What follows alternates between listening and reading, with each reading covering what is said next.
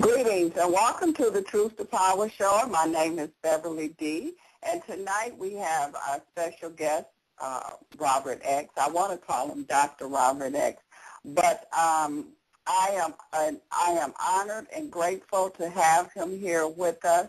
And I just want to say that Brother Robert X is one of our great masters. I consider him.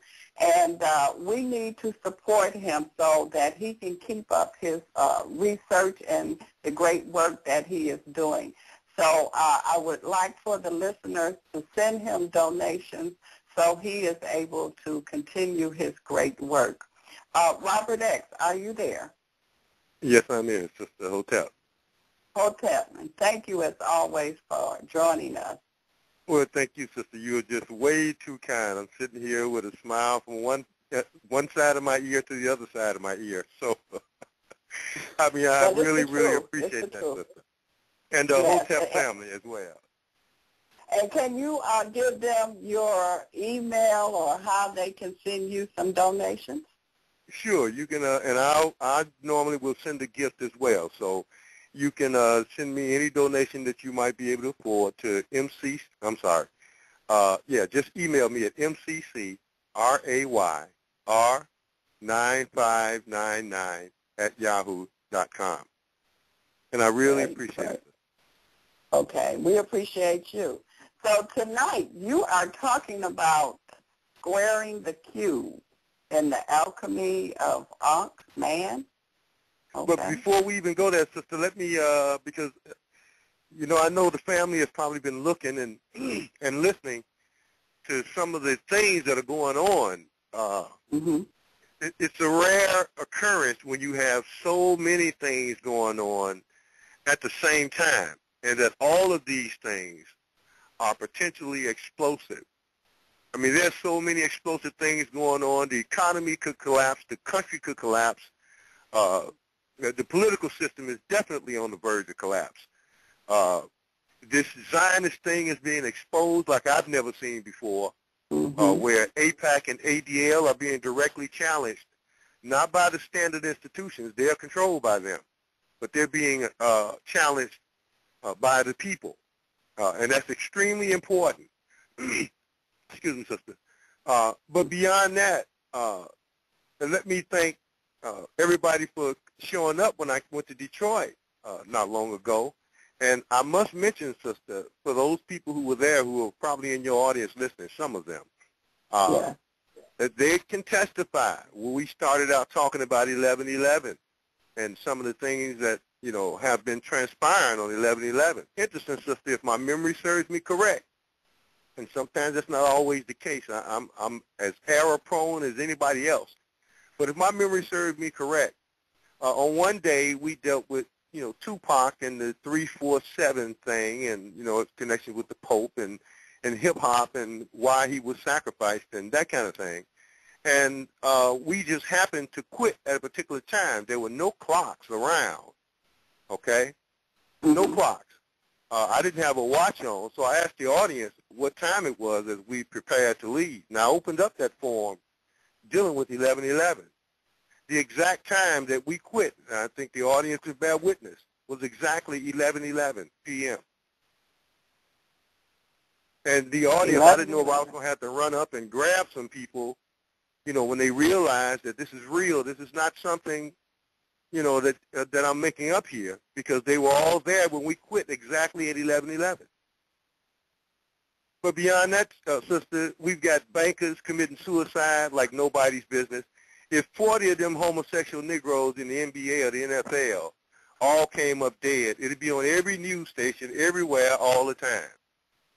We've got bankers committing suicides in any number of ways, riding bicycles, getting hit by drivers because they basically are the chief investigators for J.P. Morgan Chase. Their attorneys end up dead. No media.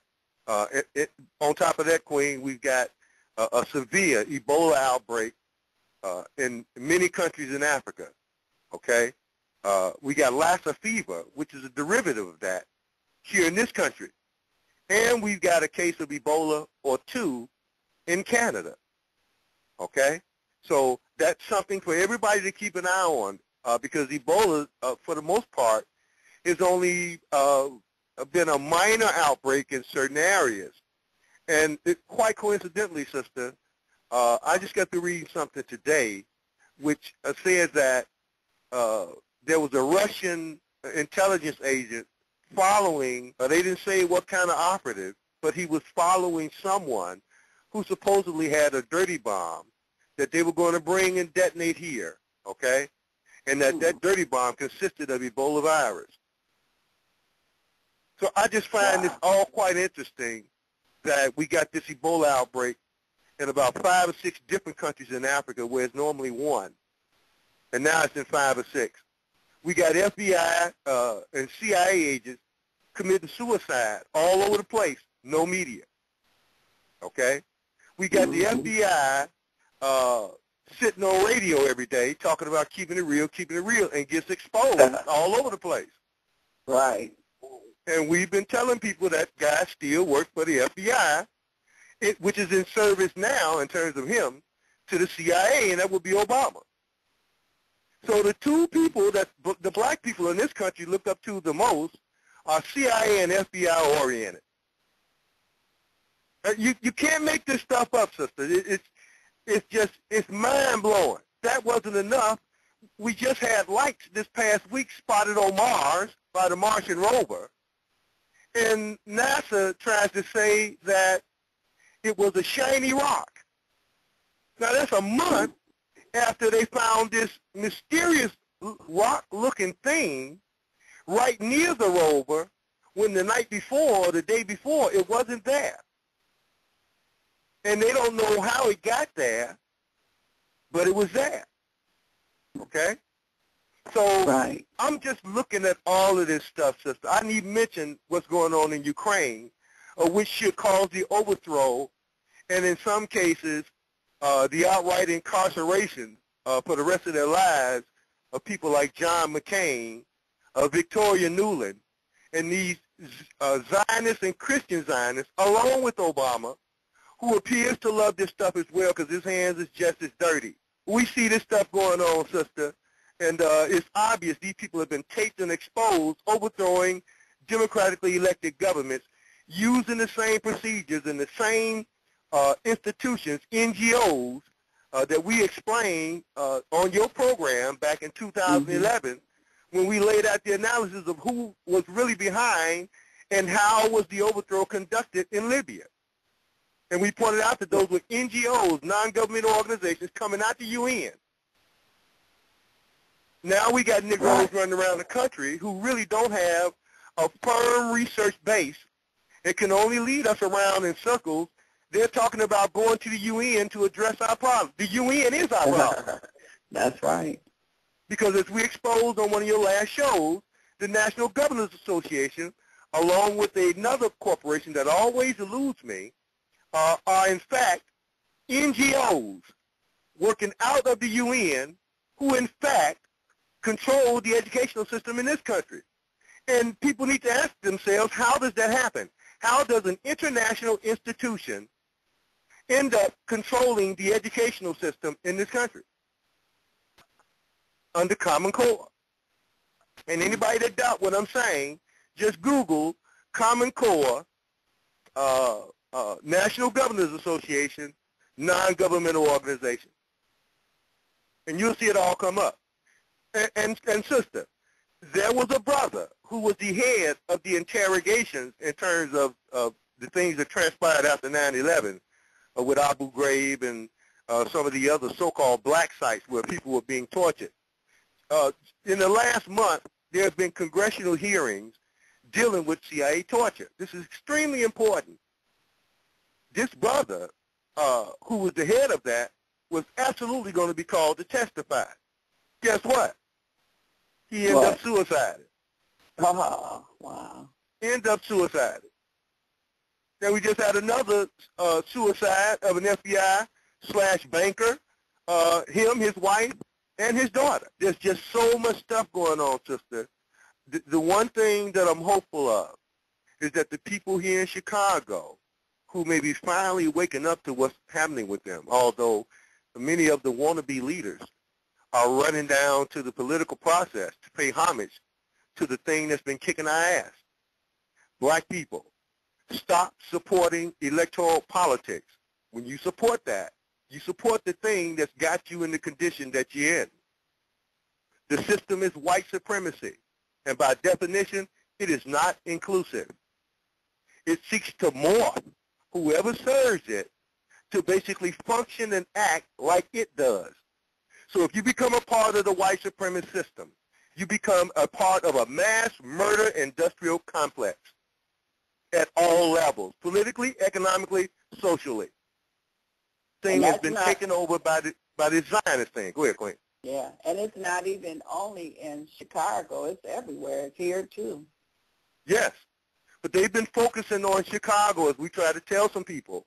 They've been focusing on Chicago to use that as a template to remove a mass number of black people from the inner city based on spatial deconcentration or urban control that, again, we talked about on your program. They seek to remove. Detroit is at the apex of that, too. As a matter of fact, the Midwest is being totally reoriented. Okay, that's what's going on. You're not just having a total reconstruction in terms of the economic system in this country, but we are clearly, and I mean clearly, heading towards a 5-tier system whereby your parents are no longer in control of you after you reach a certain age. You see that happening in the schools now. That's Common Core. And once you get to this certain age, you have to choose which sector of society you want to engage in. And you cannot leave that sector that's controlled. Once the corporations control your school system, they will basically dictate through corporate logos and other things who and what you are based on you being property of that particular corporation. That's why the school systems are being privatized. They basically want to create corporate citizens, period.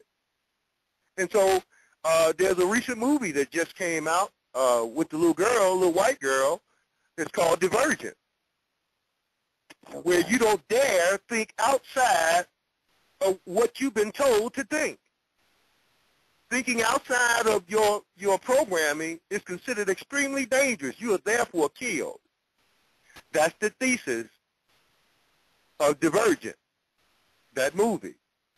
And you're going to see a lot of more movies with these things.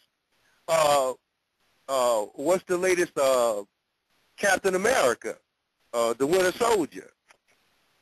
You living in that right now, where you think your government, which would be S.H.I.E.L.D., is working on your behalf. But lo and behold, S.H.I.E.L.D. has been infiltrated by Hydra, who are the Nazis, right? And so if you look at what's going on today, the Zionists are the Nazis. It's Nazism. That's why it was outlawed through the UN for a few years, I think almost 10 years, but it was subsequently overturned when they focused their attention on the UN and took control of the UN. NATO is their military wing that does their murder.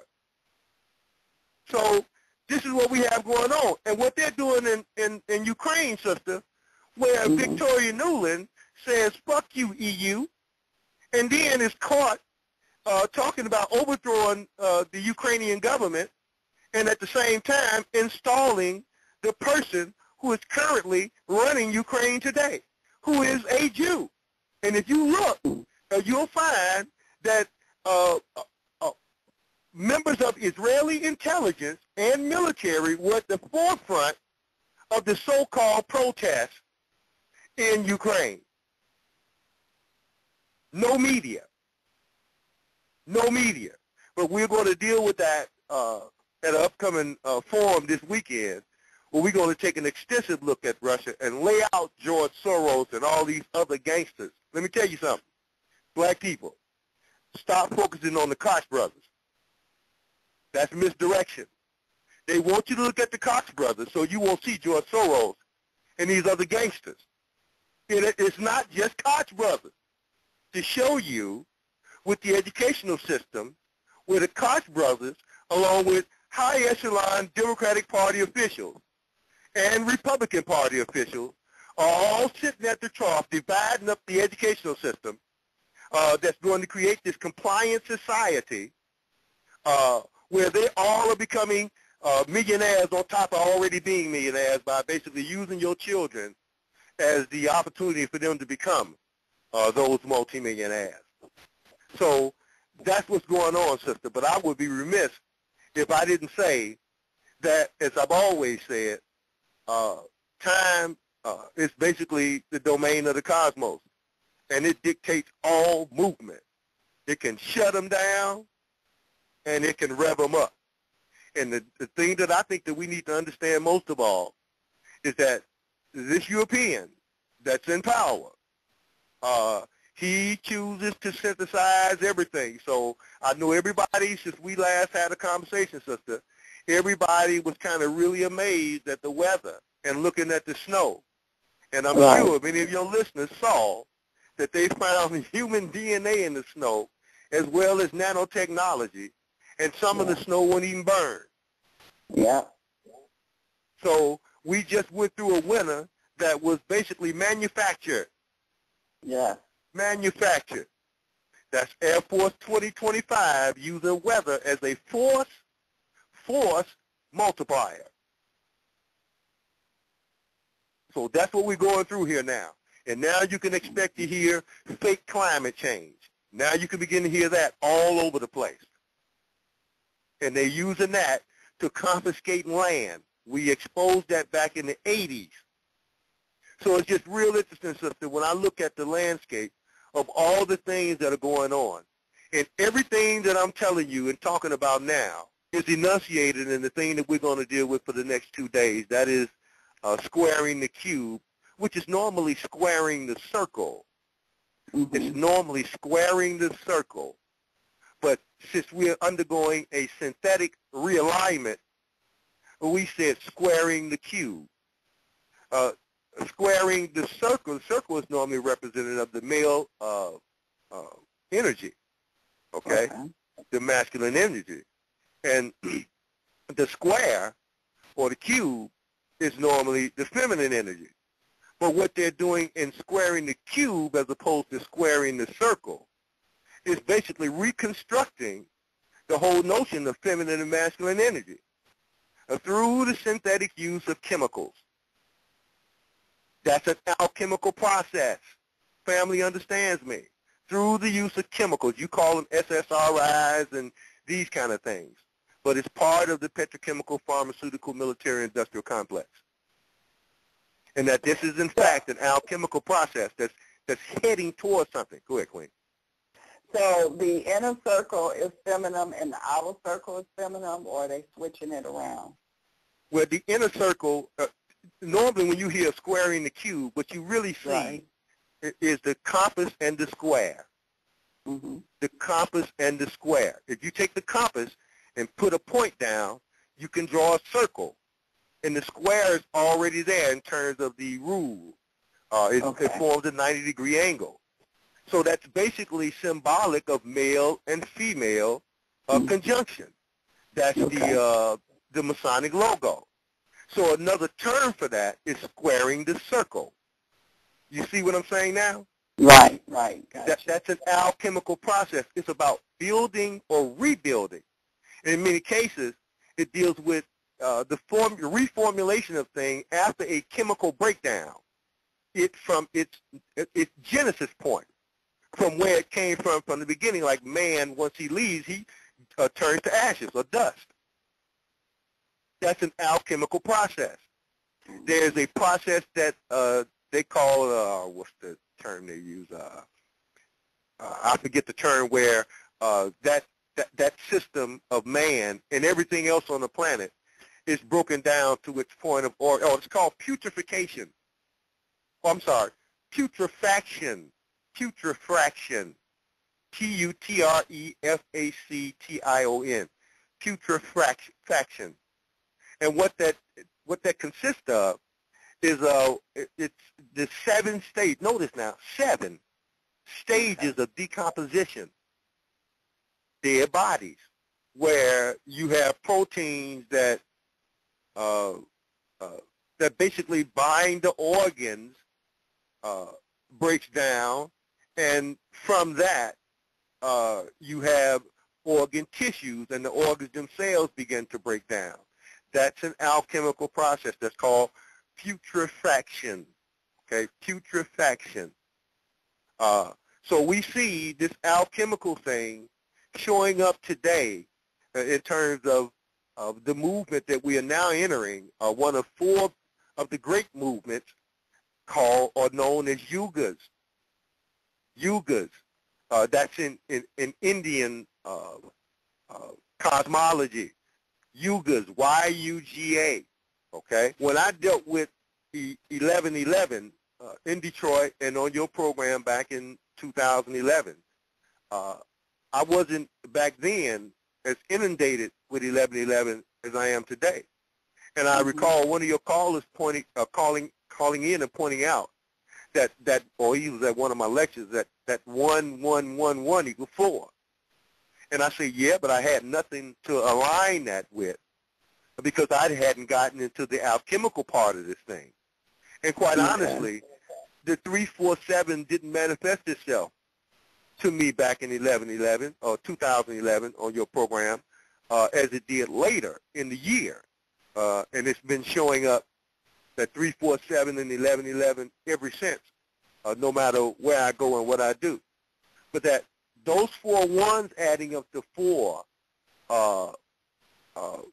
basically represent Earth, feminine energy, the square, right brain, and it also represents Bose from Yakim and Bose, the 2 temples that we on one of your programs dealing with the tarot and many other things.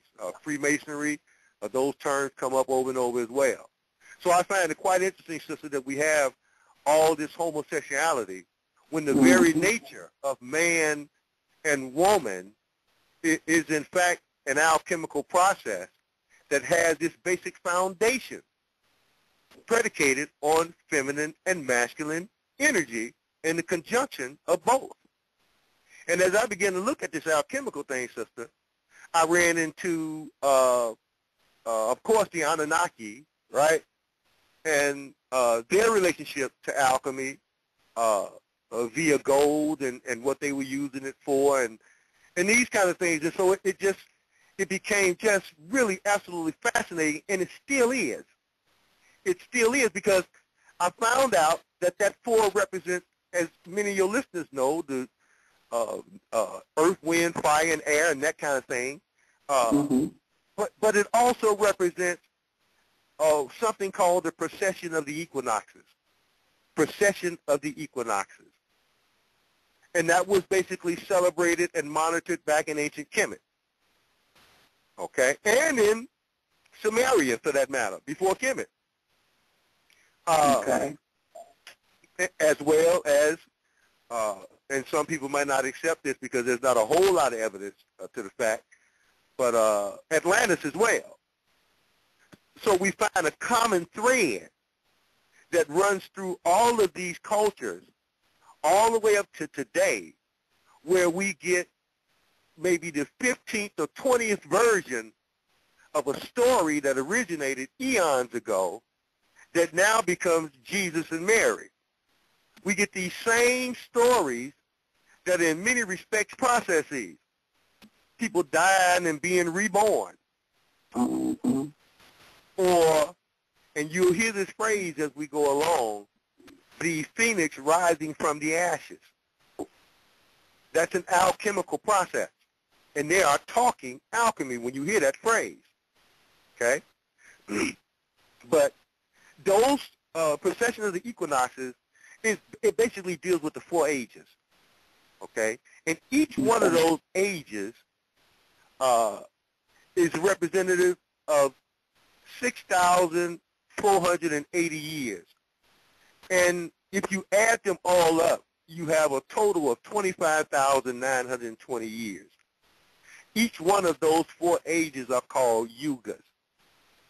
In the zodiac, they are the 4 fixed signs in the 12-sign zodiac cycle. They are Aquarius, Taurus, Leo, and Scorpio. And in the church construct of today, they are known as the 4 cardinal points. The 4 cardinal points. Cardinal being of relevance, Roman Catholic hierarchy in terms of the church. Cardinals. Those 4 cardinal points are basically symbolic of the cross, which has 4 points. It really has 5 points with the one in the middle. But they do not deal with the one in the middle. They deal with the 4 cardinal points that, again, align themselves with each one of those yugas, okay? And as well, each one of the prior references in the zodiac, Aquarius, Taurus, Leo, and Scorpio. But that those are 4 distinct points in time that keep occurring over and over. Okay. And what's important is once one of those cycles, the entire 4 cycles are completed, that's supposed to be the point at which the planet Nibiru reoccurs within our orbit, within the context of this Earth, okay? They reappear after these 4 yugas have concluded. But that when these yugas conclude, there are phenomena that take place both on a physical and metaphysical level that basically allow for great change. And that's why I put in the email, sister, real change you can believe in. Because these are changes that come from the cosmos and not fake change that come from man. Okay? And that we're heading towards one of those right now. And that's why a lot of things are lining up. And I can tell you and the family this, sister. Everything that you and I have talked about over the last 5 or 6 programs that we've done all show up in this form that we're dealing with now. Okay. Every single one of them. And I find it quite interesting because I don't choose these topics. These topics appear to be choosing me. And I have no idea that I'm going to run into some of the same stuff that I just got through dealing with in other programs that you and I have done. Right. And believe me, it blows me away as well, sister.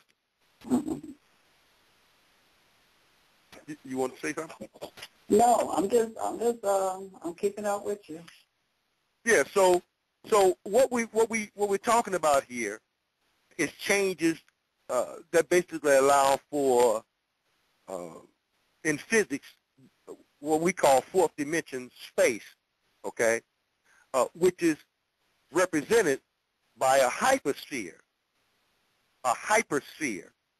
HYPERSPHERE. Pull that up. In any dictionary reference, you go to Wikipedia, pull it up, and what you'll see is a sphere. The hypersphere is a cube within a cube. It's a square within a square, where all the points of each square connects with each other. Every corresponding point in the small square inside the big square align with each other, connect with each other. And the little square can be pulled out, and what you have is a 6-point star, or the tree of life, or the Sephira, which is the Kabbalistic version tree of life. That's what the hypersphere really represents. Another word for the hypersphere, sister, is the tessera, which we just got through dealing with in Thor. It's in Iron Man, right? It's in the Avengers. This tessera keeps coming up because it's symbolic of something real called the hypersphere, which is, again, 4th dimension space.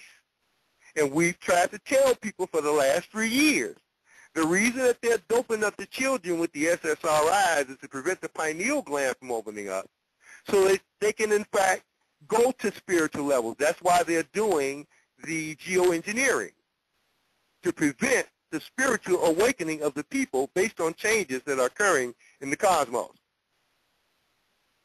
That's why they started MK Ultra.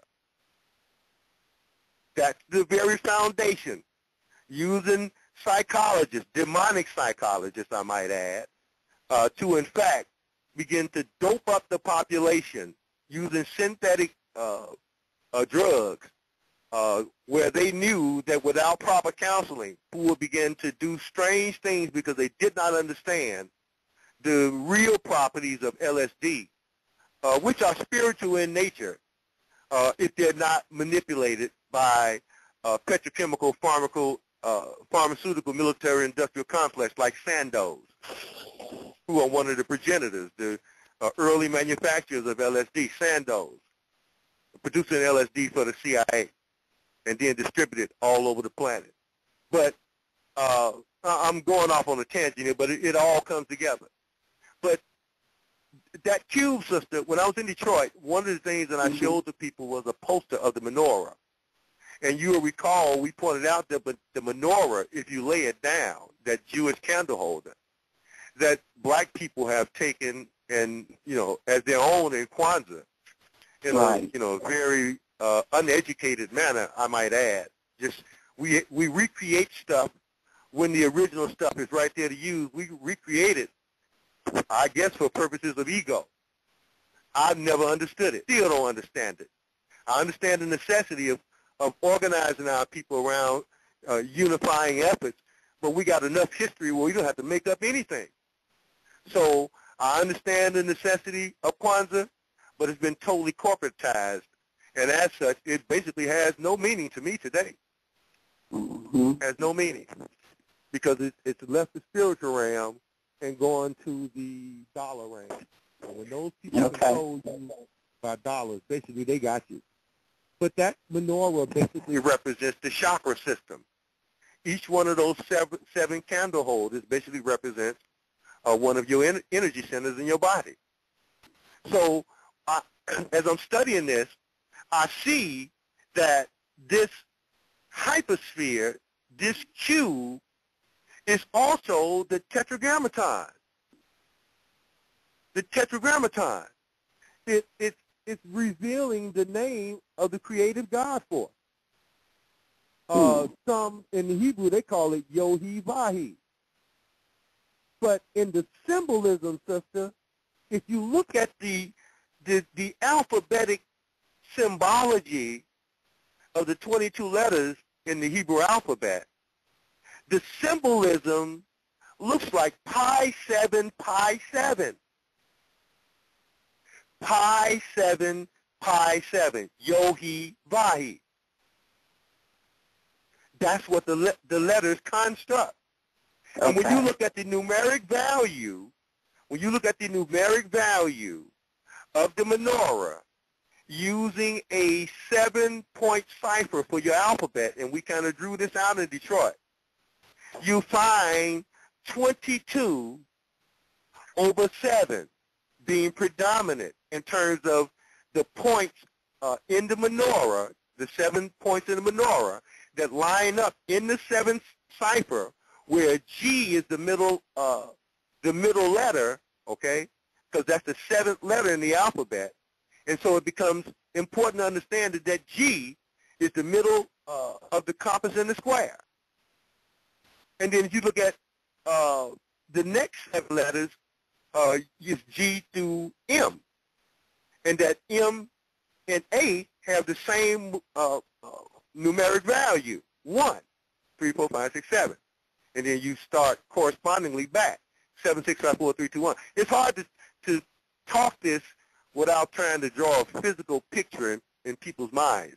But suffice it to say, if you get pi and the English alphabet from Marty Leeds, he has representations dealing with nothing but pi throughout this pamphlet, okay, this little book. Okay. And it's explained easily there. Again, I have posters where I show exactly what he's talking about, and we've expanded. We don't just accept his analysis of pi, because one of the things we found things that he doesn't talk about in pi. And one of the things that we found is that if you take pi 3.14, by the way, sister, the second day I believe that we did that lecture was March 2014 in Detroit. Mm-hmm. That's 314. That's pi. That's when the 11/11 thing happened. Okay. Okay. And that just, man, my queen pointed that out to me. I get so wrapped up in things sometimes that, I don't see some of the signs. So it's important to have people around me that's paying attention, because then when she told me that blew me away, sister. Hmm. That was March the 1st. That was 3/14. Unbelievable. Wow. And I'm looking at this stuff, sister. And so I said, let me do this. Let me go to pi and the English alphabet on page 5, family. And here's what I found in reference to what I just got through talking about with the tetragrammaton. Here's what they say here. They talk about this under the heading decipher. They say here, tetra means 4, or the 4 characters making up the holy name of God, and grammar means grammar. G-R-A-M-M-A means G-R-A-M-M-A-R. Gamma, G-A-M-M-A, is Greek for light. And you'll hear it in gamma rays and et cetera. Gamma is light, and grammar is sound and symbol. Grammar, with the R, is sound and symbol. And gamma is light. So what we really have is a symbolic reference to sound and light, okay? Which basically is talking about us, because that's what we are. We are sound and light. Therefore, we are not, or maybe we are, manifestations of the image of the Creator. Because that's what Yohi Vahi is really saying. Mm-hmm. Anyway, they go on to point out here that the 7th letter of the English alphabet is G. Okay? And that when you look, when you're squaring the circle, you're basically, they say here, we will revisit this concept in a bit, but in short, when one squares the circles of the earth, one can find the radius of both the moon and the earth equaling 5,400 miles. I'm sorry, 5,040 miles. If we multiply the numbers 1 through 7, we yield the number 5,040. That's 1 times 2 times 3 times 4 times 5 times 6 times 7. So not only do you have the radius of both the moon and the earth equally 5,040 miles, but the multiplication through 7 will also give you 5,040 miles. And that G is the 7th letter in the alphabet. And that when you add up those prime numbers, as you line up your menorah with an alphabet and a number value, what you get is 22 over 7, which is pi. And that in one of your recent shows, we told everybody that you are pi. We are pi. We are the thing that basically is infinite, and that goes to the heart of who and what we are in terms of infinity, because it's all predicated on consciousness, thinking. Consciousness is infinite. And that it's important that the people who are laying down a system of control keep you finite by basically dictating your thinking. Yeah. And as long as they can take your thinking, they basically can control who and what you are. And that's where we are today. That's where we are today, Queen. But they go on here to say, God was said to have created the universe in 6 days and rested on the 7th, or the Sabbath. If we take that motif and lay it upon the alphabet, again, 1, 2, 3, 4, 5, 6, 7, A, B, C, D, E, F, G, H, I, J, K, L, M, 6, 5, 4, 3, 2, 1, and then do it for the next 13 letters, okay? They say the A in the alphabet, if we insert the A or the alpha into the natural position of our alphabet, we find the human race, M-A-N. In other words, if you look at this cipher from A to M, you see the same numeric value for A, M, N, and Z, the beginning and the end, the alpha and omega. What you find is man. And you might recall, sister, again, about a couple of years ago, we pointed out that when you look at the metaphysical applications of the alphabet, and you can check and do some of the research into Alfred Boyd Kuhn, his works, he points out clearly that the relationship between M, A, and N is basically dealing with fire and water, metaphysically, alchemically, okay? Mm-hmm. And that A represents fire, that's primordial man. And that the M is representative of the woman, who is a water bearer. And that when sperm hits water, it's the biological equivalent of a nuclear explosion. That's alchemical. That's the science before science became science. And that alchemical process is in direct relationship with the movement in the cosmos that we call the zodiac. Okay, that's now called astronomy, which was then called astrology. Right. As man gets smarter, allegedly, he gets more arrogant, and that arrogance creates stupidity. And that's why the major focus on becoming spiritual people was taming the ego. Yeah. Taming the ego. It is the thing that blocks movement. Okay? And by the way, family, if you go from N to Z, you'll find that at the seventh letter, where N begins with 1, 2, 3, 4, 5, 6, 7, the seventh letter is T. And at that T, basically representing the Tau cross. The Tau cross, which is a historical cross used in the Masonic orders. Okay? It's a symbol for man. Now, watch this. At the seventh letter, in the first 13 letters is a G. The seventh letter in the next 13 letters is a T.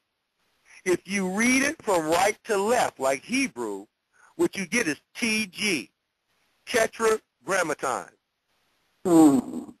Wow. Using the 7, which is the symbol of the Creator, as the cipher, as the point in the circle. You can begin to see these things manifest themselves right before your eyes, okay?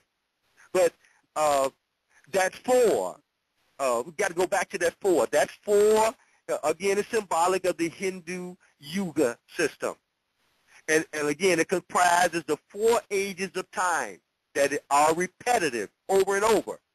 And that after a completion of one of these, in ancient Kemet, they call it Zep-Tepi, where you have a reorientation of the planet. Some people call it the Great Flood. There wasn't one. You recall, sister, I was having problems in dealing with Dogon history, how I wasn't quite sure where they were, which one they were talking about in terms of the reorientation of man, the reintroduction of man to the planet. I had problems with each one of these things because I didn't know at what point they recreated this new human. All the research I've done since then, okay?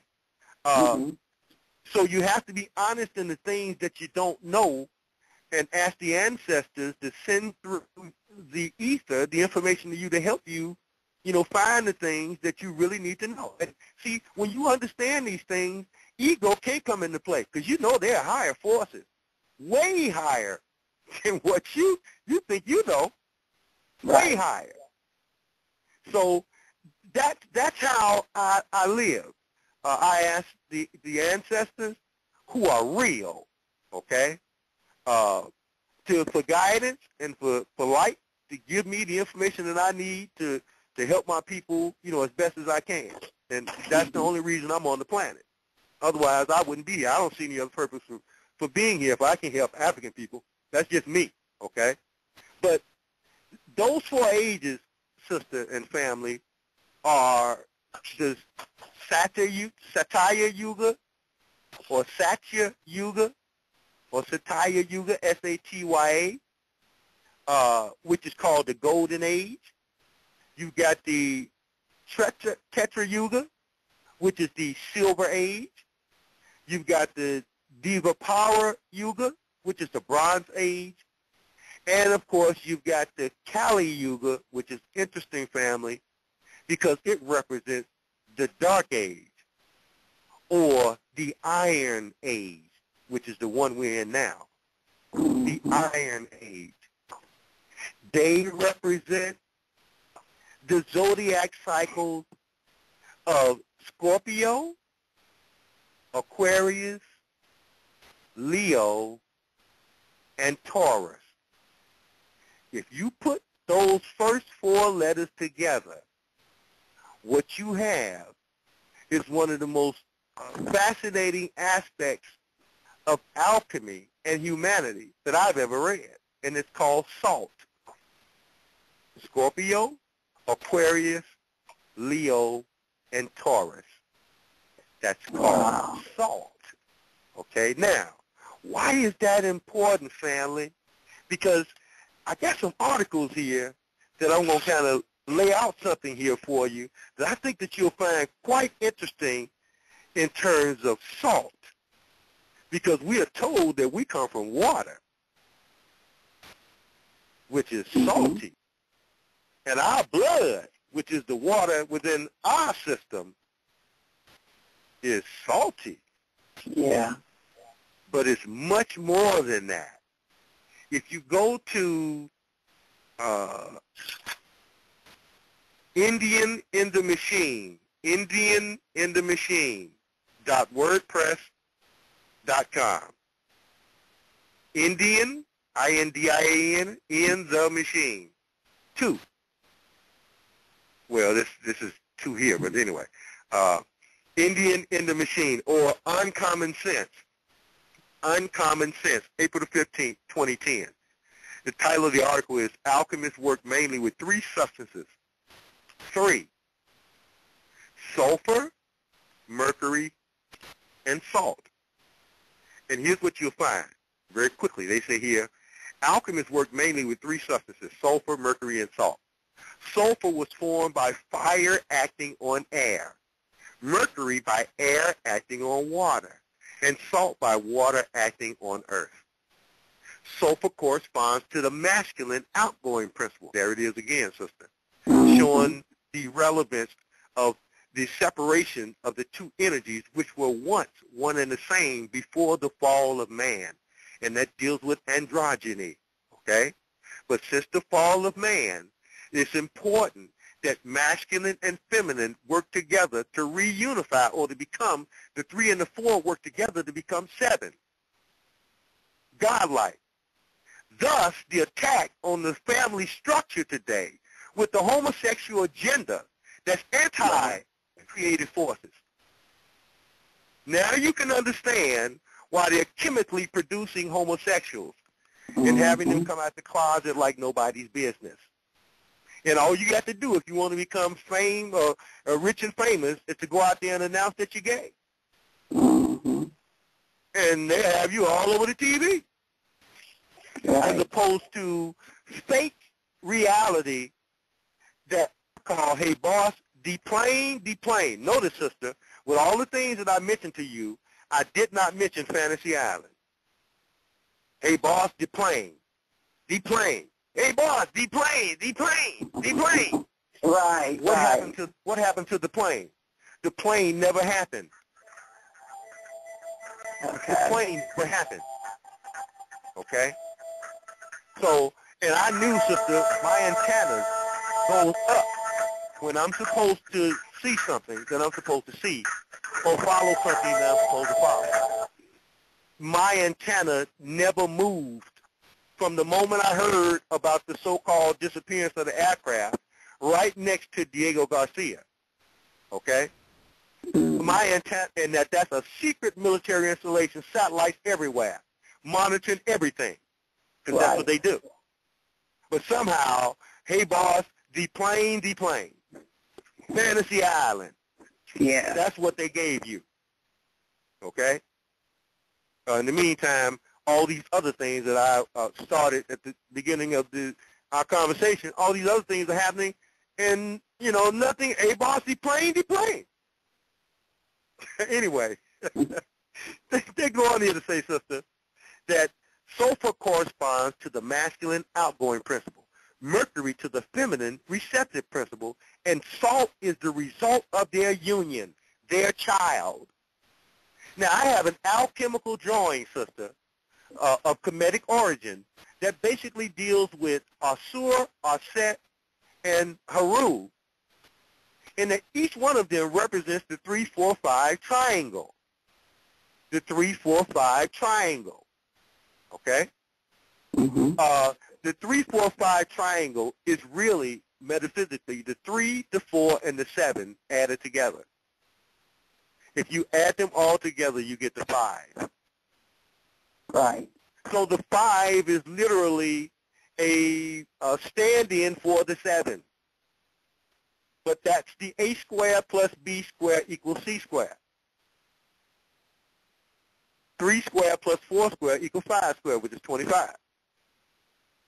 That's really 3-4-7 in another mathematical view, okay? But then they go on to say this. Each is represented geometrically, sulfur by a triangle and a cross, Mercury by a moon and a cross, and salt by a cross and a circle. They go on to say sulfur, Mercury, and salt are also symbols for the 3 worlds. Sulfur, Mercury, and salt are also symbols for the 3 worlds, spiritual, psychic, and physical. Sulfur is the symbol for the spirit, Mercury for the soul, and salt for the physical body. When you possess the knowledge of these 3 substances, Mercury, sulfur, and salt, and also of the 4 elements, 3 and 4, fire, earth, fire, air, water, and earth, you will know the principles of true alchemical science. And so I said to myself, sister and family, that maybe that's why the ancestors are having me to focus on 3, 4, and 7, and 11, 11. And that's why it keeps coming up. Because it, too, is an alchemical process. Okay? Then we run into this article, sister. It's entitled Alchemical Sulfur, Mercury, and Salt. It's at alt religion, A-L-T religion.about.com. altreligion.about.com. And they really break it down in here. They point out that, well, let me just read a little bit of it here. They say the pairing of sulfur and mercury strongly corresponds to the male-female dichotomy. Pairing of sulfur and mercury strongly corresponds to the male-female dichotomy. Sulfur is the active male principle, the ability to create and change.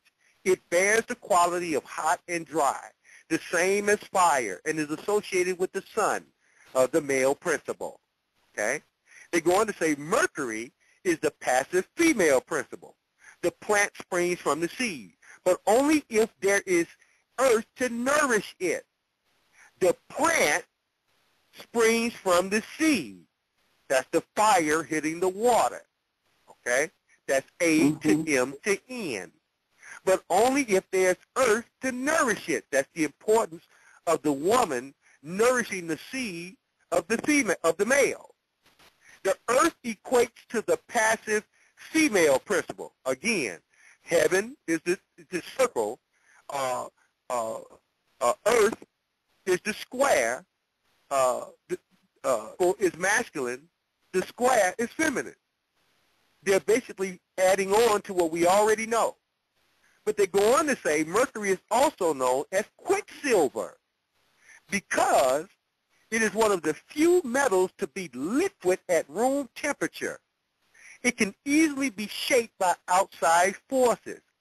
It is silver in color and associated with womanhood and the moon, while gold is associated with the sun and man. Mercury possesses the qualities of cold and moist. That's the Holy Grail, the vagina. It is not a cup outside of the human construct. The Holy Grail is the vagina. Okay? So let me go on here. Mercury possesses the qualities of cold and moist, the same qualities ascribed to the element of water. That's the woman. The M upside down. M-A, mama. That's the A and the M. Okay? They go on to say it's the opposite those of sulfur. Of course, we know opposites attract. Then they go on here to say, under sulfur and mercury together, sulfur and mercury are described as originating from the same original substance. That's the androgyny.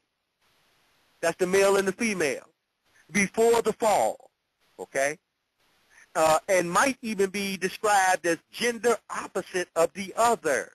That's sulfur and mercury, suggesting that sulfur is the male aspect of mercury. The human soul was split during the fall, having been once united and needing to be united once again. Not disappearing of the sexes, but a reuniting of the sexes.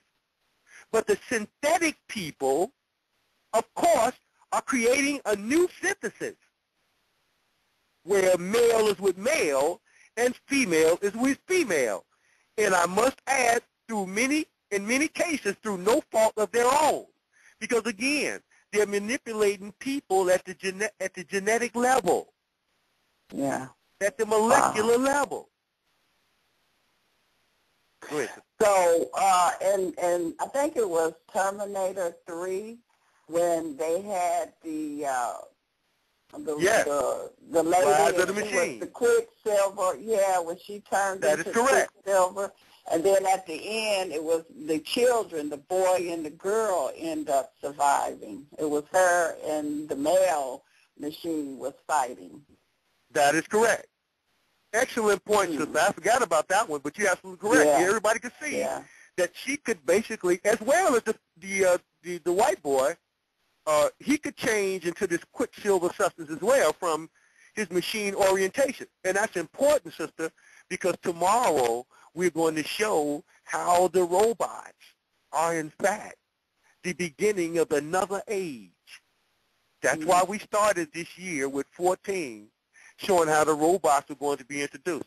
And by the way, Bear and family, I understand Leonard Jeffries came to Detroit after I left. Tation had to deal with the number 14, but he dealt with it from a physical standpoint. And I found that quite interesting. Right. I found that quite interesting. And for those of you who don't know, why 14? Not just because of the year, but because 14 is the most ambivalent number in the first 20 numbers or so in the alphabet.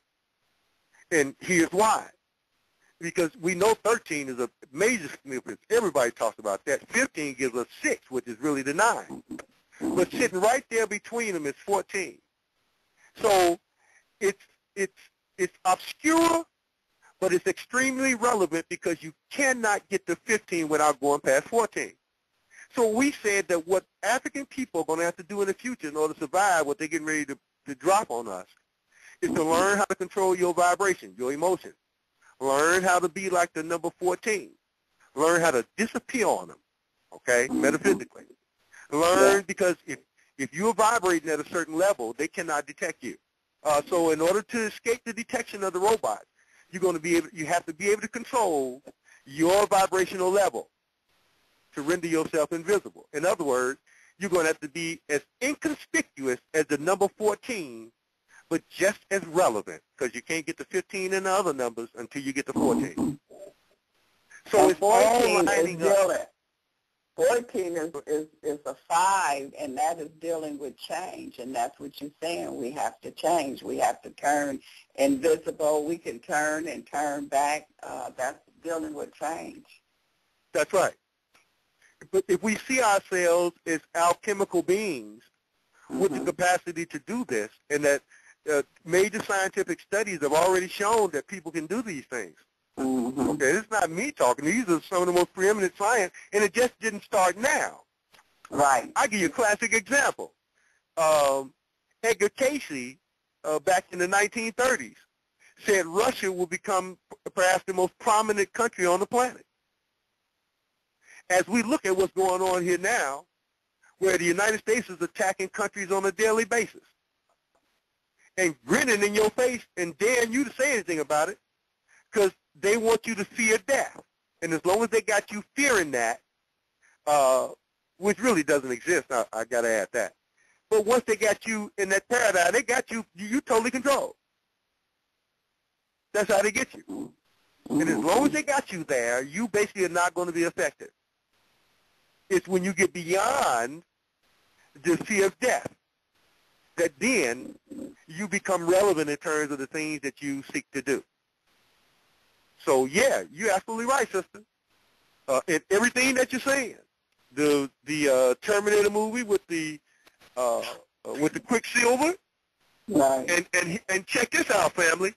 If we're in the Iron Age now, and I'm getting a little ahead of myself, but I think it's necessary, now you can understand why Iron Man, right, who doesn't do anything but chase women, right, he's a playboy. Right. By his own admission, okay? But Iron Man has a hole in his chest where he has to get artificial light to represent his heart chakra. That's why Iron Man features very prominently and will feature very prominently. And the actor who plays Iron Man, I'm running a blank on his name, but he will be significant here in the future as well, because he was treated like a black man here a few years ago as a drug addict. Right. So basically, someone in the chat room tell us his name. So basically, he don't have heart. Yes, that is correct. And he doesn't have a heart. With Robert Downey Jr. Robert Downey Jr., that's correct. And when from in the street, you have to have, to make it in the street, you have to have heart. You're not going to make it if you don't have heart. That is correct. But I'm going to tell you something, sister. The thing that neutralizes the negativity of the heart factor is the love factor. Okay. And the frequency that's associated with the heart is the love. That's why the symbol for love is a heart. Okay. So, it's all upside down. Because the only thing that'll neutralize the evil that face us today, just turn away from it. The only power that these people have over the people, I'm talking globally here, not just African people, is the fact that we give them power over us. And by the way, let me again congratulate the family. MSNBC's ratings are in the toilet. So Sister Bev and White Boy and family, because I know the white boy out there listening again, he learned some things. He learned not to come here calling and act no damn fool. So just sit back and listen, because white people need education much more than we need it. Yes, believe it or not. True. They need it much more, because they still think this thing that they created artificially is a reality. And now they're beginning to see that this thing that they thought was representing them has been totally taken over, and it's basically representing something totally different and totally evil. And that they will blow up 3/4 of this world, these people who are in control, to maintain that system of control. That's why you see them provoking Russia, who has not attacked anybody since the 1980s when they were in Afghanistan. If you go back to the 1980s with this country, you ain't got enough fingers on your hand to count the number of countries that this country has invaded. Who's the demon here? I mean, it's unbelievable, sister. But, you know, again, we can sit there and we can listen to these homosexuals because they turn in the black radio station here into a homosexual enclave. I don't know what they're doing in Detroit and some of the other cities. But, man, let me tell you something. They tell me they got 2 openly gay black guys working at the so-called black radio. We call it Negro radio. But we identified what it was a long time ago. But I told the people that I guarantee you this summer, because they're so emboldened in their nastiness, that you'll see them wearing high heels in every major city in the country. On the streets. Yeah, I seen a picture of guys wearing high heels. Yeah, well, normally that happens at events. But the arrogance, the ego, which is what that, you know, many of them, they have this severe ego problem, throw this stuff at you. And they don't understand the pushback. They will understand when it comes, and it's coming. So MSNBC's ratings are in the toilet, okay? And that's what we ask the people to do, to focus on turning away from just one little thing, okay? Just one little thing, and that will stop watching MSNBC, okay? Now, people say, well, man, Robert X, there ain't that many people listen to Beverly. Well, I don't know that. I don't know that. I know the government listening. Oh, they listen every time I come on, they all ears. We know the white people listening because they calling in now. Yeah.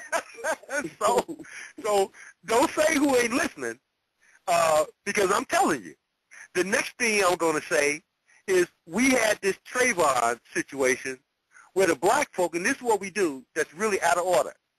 We killing us.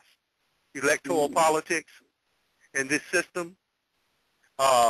We went and bought Skittles, right? Skittles stock went through the roof. Skittles. So here's what I'm going to say. Let's do something real silly, and let's see if we get some feedback on it. They think it's silly. I know the power of focused orientation. Let's focus on Skittles. Something as simple as that. I shouldn't say never, but I can't remember when I had a Skittle, okay? But I know people who have, and I know that the consciousness says if it's in the people's minds, they'll buy it. So let's remove it from the people's minds and put the Skittles out of business like they put Trayvon out of business. That's how I want to deal with what happened to Trayvon.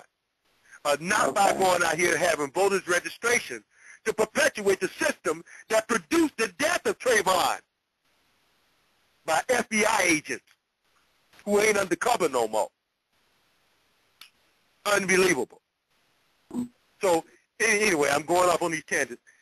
Sister, they go on here to say sulfur and mercury are described as originating from the same original substance and might even be described as the gender opposite of each other, suggesting sulfur is the male aspect of mercury. The human soul was split during the fall, having been once united and needing to be united once again. They go on to say salt starts out as coarse and impure. Through alchemical processes, the salt is broken down through dissolving, purified, and eventually reformed into pure salt. The purpose of alchemy is to strip down the self to nothingness. Through self-knowledge about one's nature and one's relation to God, the soul is reformed. The impurities expunged into a united, pure, and undivided thing. That is the purpose of alchemy. They go on to say salt, mercury, and sulfur are equated to the concept of body, spirit, and soul. Body is the physical self. Soul is the immortal self, the spiritual part of that person that defines the person, okay, and makes them unique among other people. In Christianity, it is the part that is judged after death and lives on in either heaven or hell long after the body has perished. Okay? So that's just the second article. Then we went and found this article, and I thought I would die, Queen. This is from GnosticTeachings.org. GnosticTeachings.org. And it's titled The Treatise of Sexual Alchemy, a book by Samuel Onwar, W-O-E-R, Samuel On, A-U-N, War, W-E-O-R. And it deals with the types of salt. And here's what they say. There are two types of salt. One is masculine, and the other is feminine. The female salt is beneficial and healthy. The male salt is sea salt. Oh. The male salt is sea salt. The female salt is rock salt. It is the salt from the salt mines. The alchemist must prefer the female salt. Then they go on to say this. There are 12 fundamental salts, each governed by the 12 zodiac signs.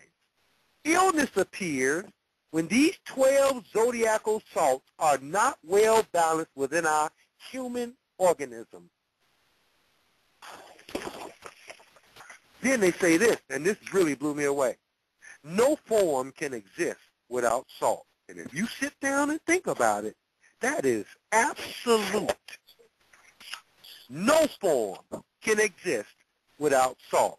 So now, where's all this high blood pressure coming from? And they telling you it's salt-induced? No, it's synthetically salt-induced. Okay. It's synthetically salt-induced. You should remove the synthetics, black men, since you seem to be inundated with it, and go get the real sea salt. And that's why people now are starting to turn to the synthetic salt is not real like everything else. It'll kill you. And then they go on to say this, sister. They named the 12 salts.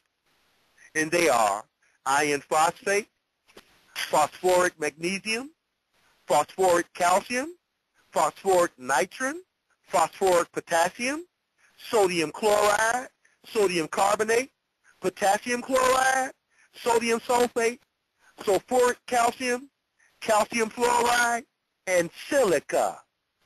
Silica, which is extremely important when we get to Anunnaki. Silica, because the new humans are going to be silicon-based. These are the new salt people. You call them robots. Silicon, okay?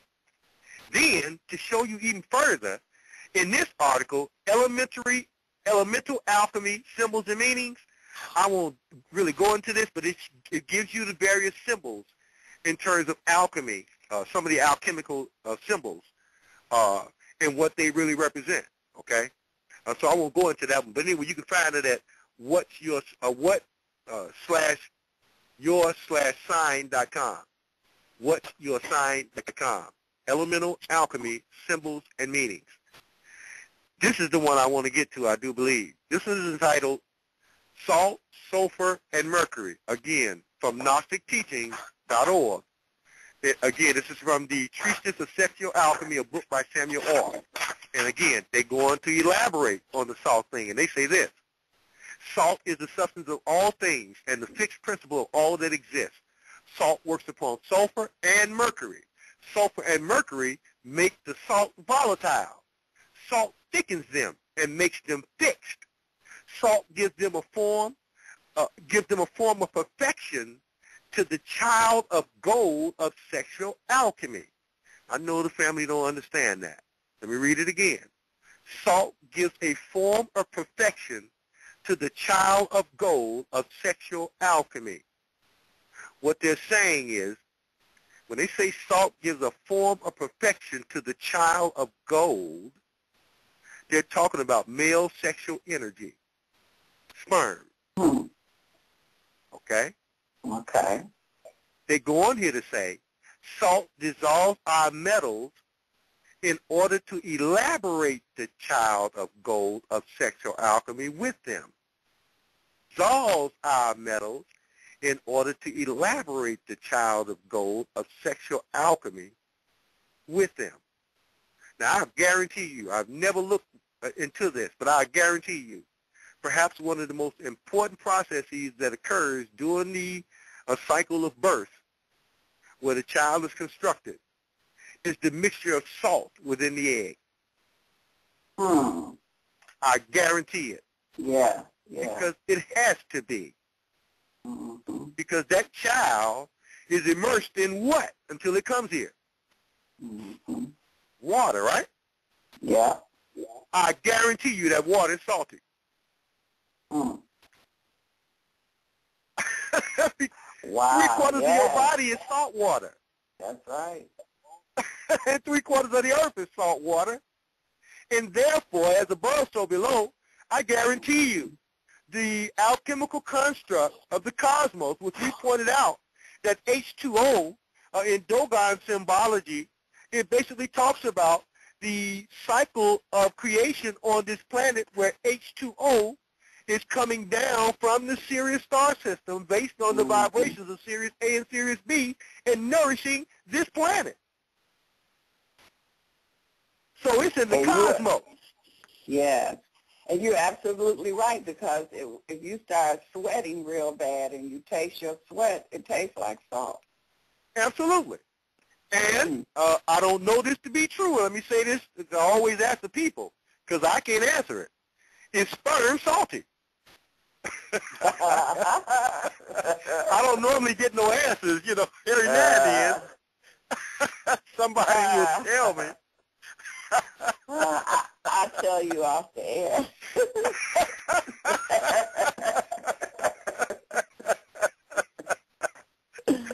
I appreciate that, Queen. But it's just, you look at this, and you never equate this stuff with alchemy. It's going to get even deeper, because we're just starting this, sister. We may not finish this in 2 sessions, but I don't want to miss important stuff. This stuff is so important. If we have to do other sessions in a few weeks from now or whatever, I will gladly relent to that, because I don't want to leave out any of this. This is because it brings much of the stuff that we've already dealt with back to the forefront in the alchemical process, and people are going to be able to see it. So they go in here to say, continents emerge from the salty waters of the sea and then return to the sea.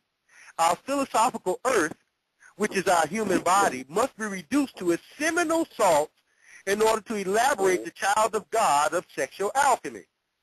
You see, they're talking about sperm. Sulfur is a gaseous and oily principle that insolubly unites salt and mercury.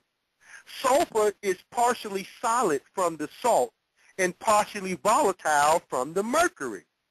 Sulfur powerfully coagulates the acid mercury thanks to the salt. Then they go on to say, mercury is a spiritual liquor. A spiritual liquor.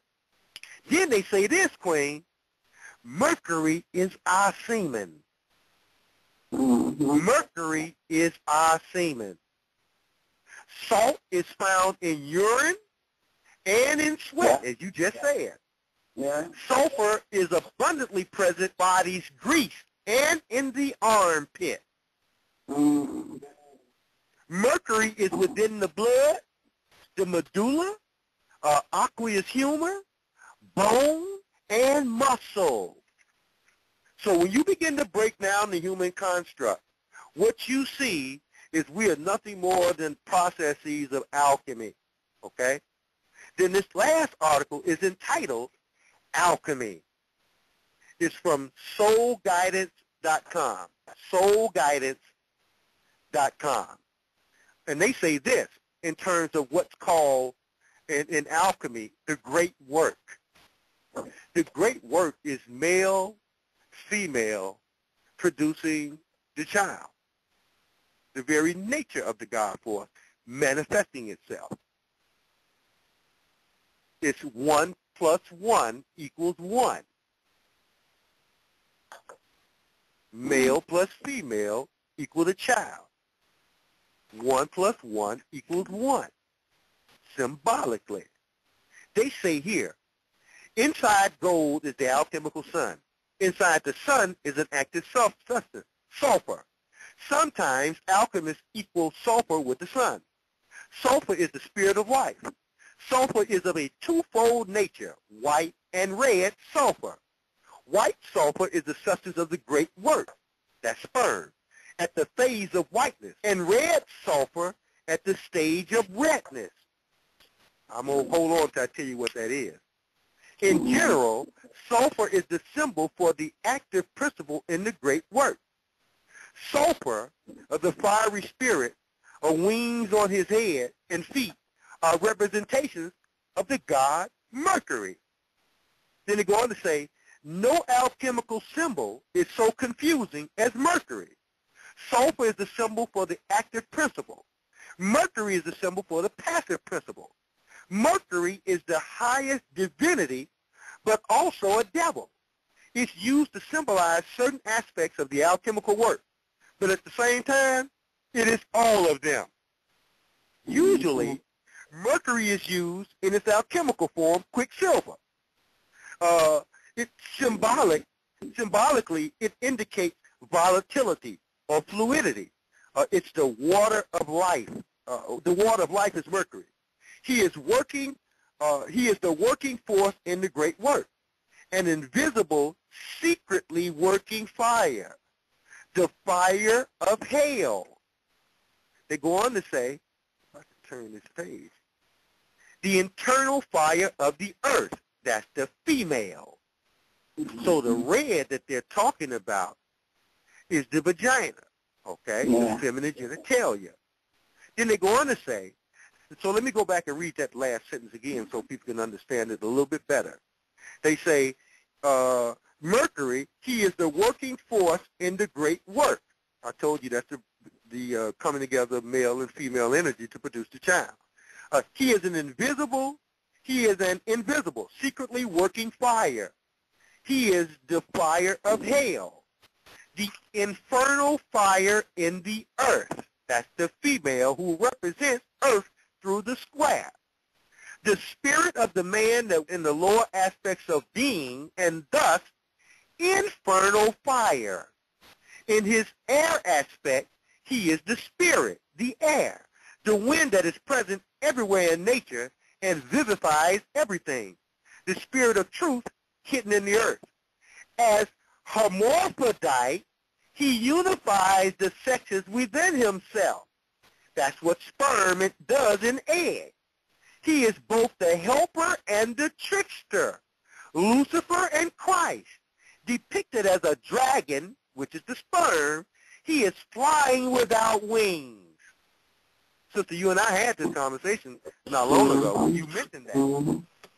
He is bride and groom. That's X and Y. Chromosomes. Mercury contains and unifies duality. He is Ouroboros, the serpent dragon that bites his own tail, representing the circle and unity, eternity, where beginning and end coincide.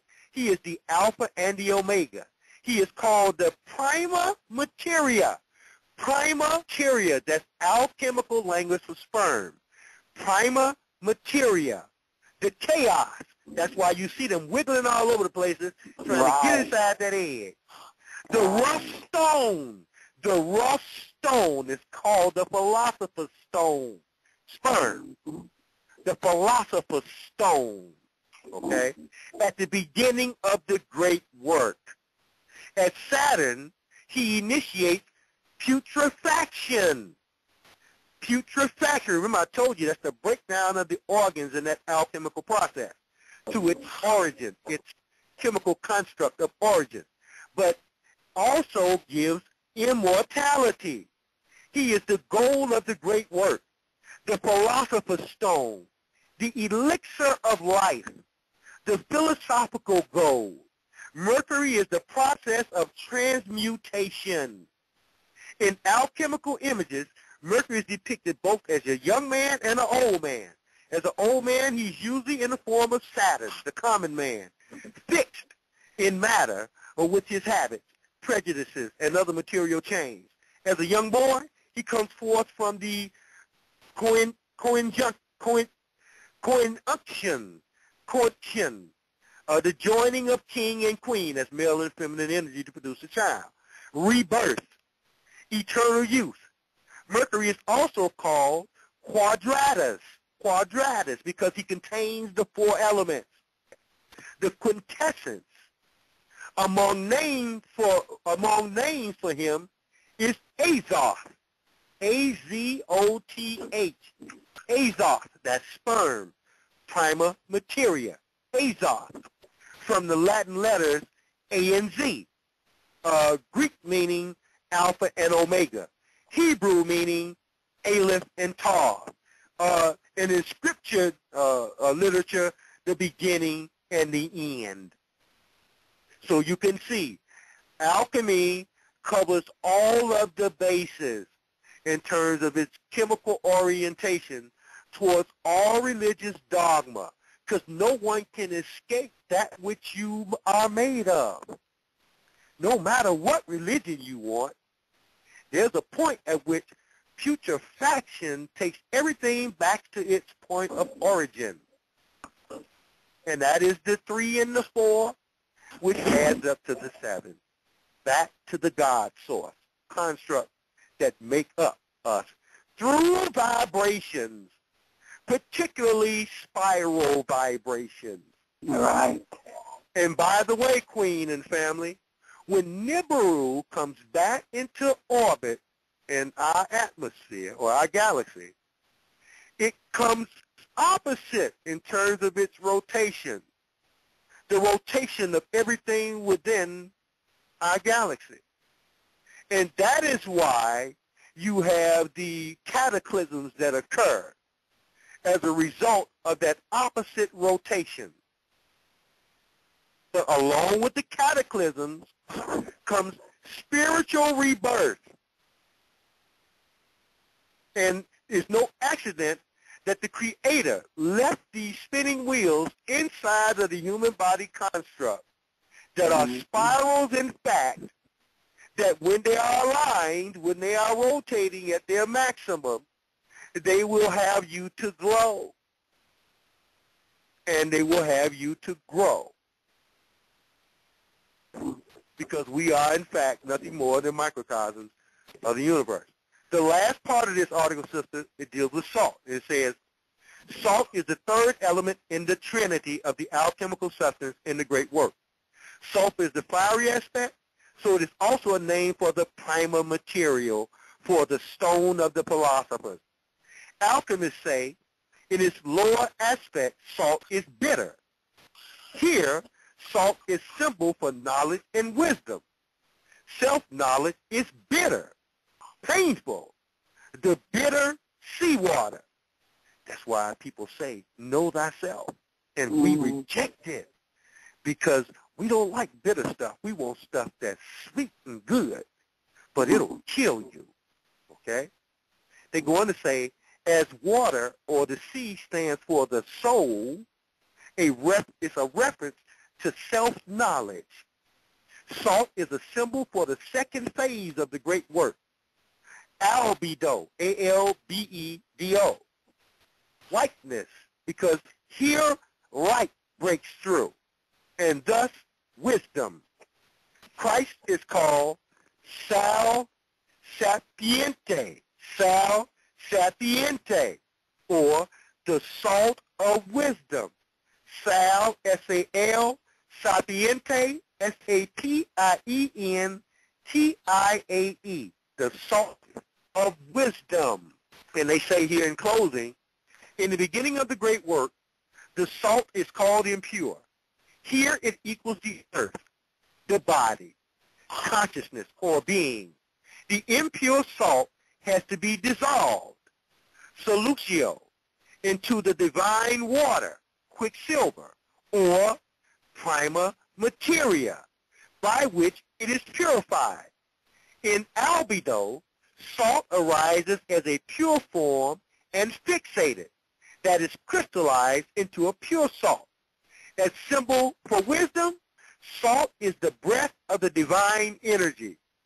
This wisdom vivifies the invisible fire that energizes entire nature. This fire controls life, movement, energy, the heavens, and the planets. And that, family and sister, is what salt is really about. Wow. So the next time you go to your doctor and he tells you you have high blood pressure, change your intake of salt. I did not say remove salt from your diet. I said change the intake of salt.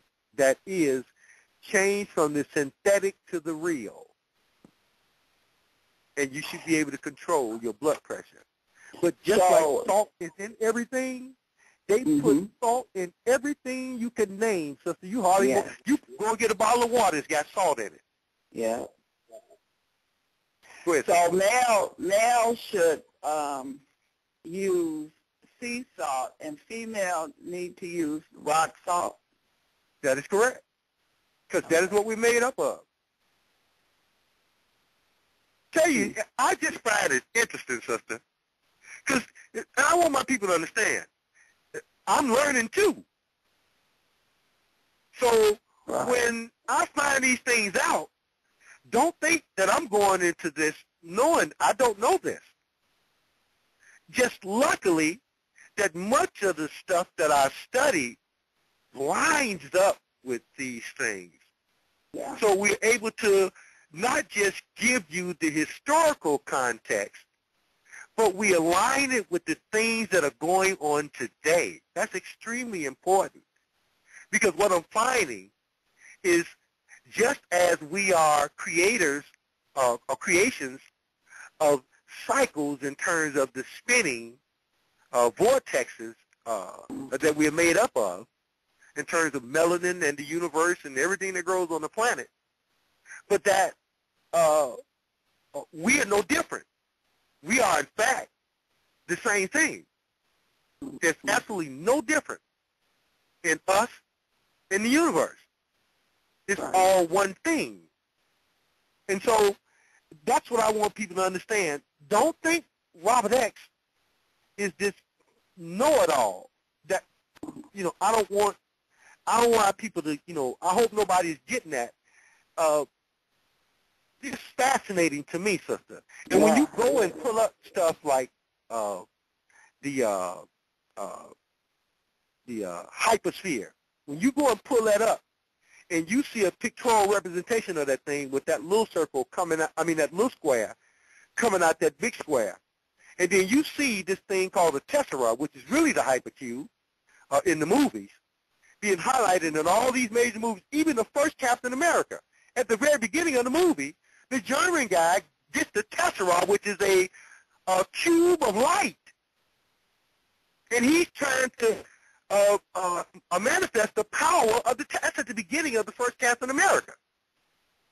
So it's no accident that, you'll find that all the way up to Thor, the Dark World, where the ether is the demon.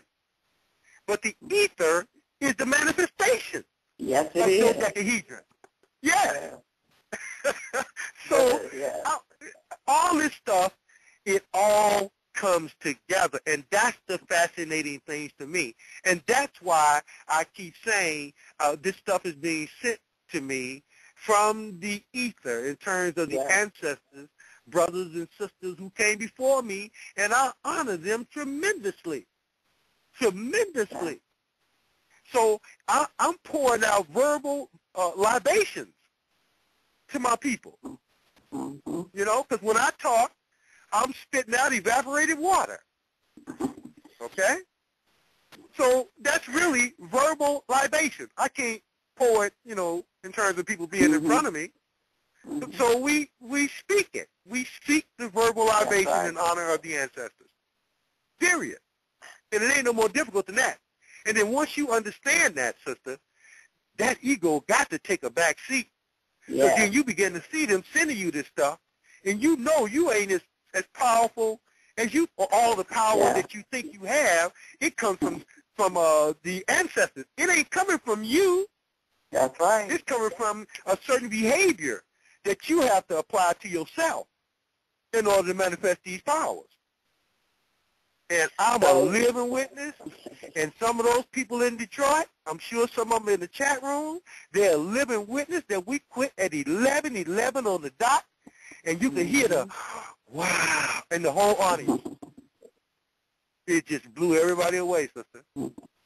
And also, I must add, Queen, I didn't know that I was going to be at, oh, man, I can't even think of the brother's name. The home, who I call the Grand Master of Hip Hop. Okay. The lecture series that I did was at his place. Everybody who is somebody in the world of hip hop know this brother as the Grand. They don't call him the Grand Master. I'm giving him that name. Right there from Detroit. And man, I'm running a blank on his name because I didn't expect to call on him. But we held Jay Willard. No, Jay Dilla. Jay Okay, Dilla. You know, everybody knows DJ Premier and, you know, some of the other DJs. Okay. But this brother, and I like him because he reminded me of myself. He was doing the stuff, putting his work out there. Other people was using his stuff, right? He wasn't getting paid for it. But then he finally got the recognition, at least some of it, that was due him, right? Through Slum Village. I'm working with them up there in Detroit. But everybody, Busta Rhymes, the